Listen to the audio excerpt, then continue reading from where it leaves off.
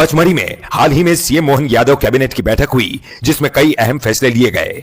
तो वहीं गाडरवारा को भी सीएम ने कई सौगात दी। इन दोनों रैली में बनखेड़ी के जनप्रतिनिधि भी शामिल हुए। अब ऐसे में सवाल यही है कि सांसद अपने गृह क्षेत्र और बनखेड़ी के जनप्रतिनिधि कब अपनी बात ऊपरी स्तर पर रखकर बनखेड़ी के विकास के रास्ते खोलेंगे, जिसमें छिरपा रोड और दूधी डैम जैसे मुद्दे शामिल हैं। जहां एक तरफ पिपरिया में सड़कों, रेलवे स्टेशन और अन्य बुनियादी सुविधाओं का तेजी से विकास हो रहा है, वहीं कुछ किलोमीटर दूर स्थित बनखेड़ी आज भी मूलभूत सुविधाओं के लिए तरस रहा है।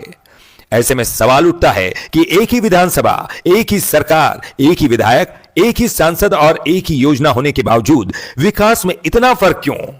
पिपरिया में लगातार सड़क का निर्माण तो हो ही रहा है। इन सड़कों की चौड़ाई और गुणवत्ता के साथ डिवाइडर के बीच सुंदर पौधे भी लगाए हैं, जो इसकी खूबसूरती को और बढ़ा रहे हैं।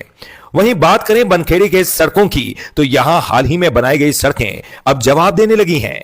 जगह जगह सड़कों के बाहर गिट्टियां नजर आने लगी हैं, जो इसकी गुणवत्ता पर भी सवाल उठा रही हैं।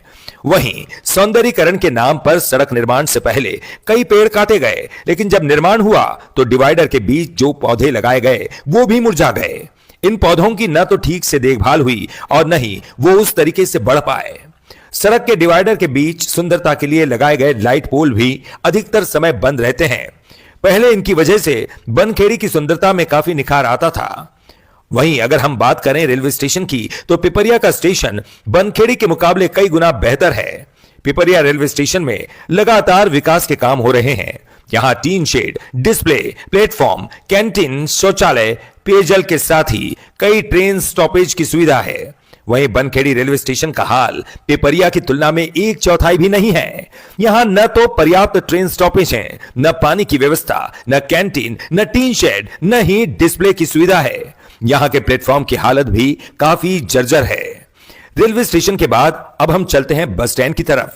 पिपरिया में एक नहीं बल्कि दो बस स्टैंड की सुविधा है।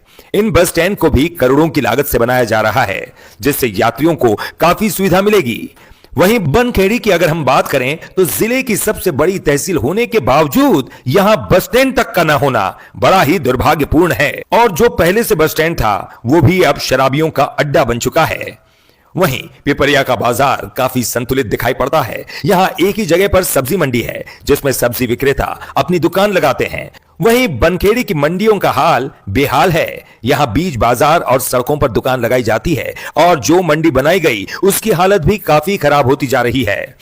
ऐसे तो पिपरिया और बनखेड़ी में जमीन आसमान का फर्क है। इसमें चौराहों का निर्माण, सुलभ शौचालय, खेल मैदान, स्ट्रीट लाइट और न जाने कितने ऐसे काम हैं, जो साफ साफ दोनों शहरों के बीच हुए विकास कार्यों के अंतर को दर्शाते हैं।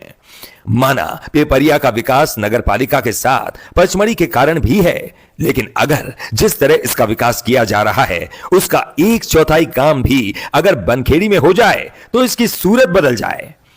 अब विकास के काम में इतना फर्क होने के बाद आखिर अब हम ये सवाल क्यों ना पूछे कि जब एक ही विधानसभा है, एक ही सरकार है, तो बनखेड़ी के विकास में इतना फर्क क्यों?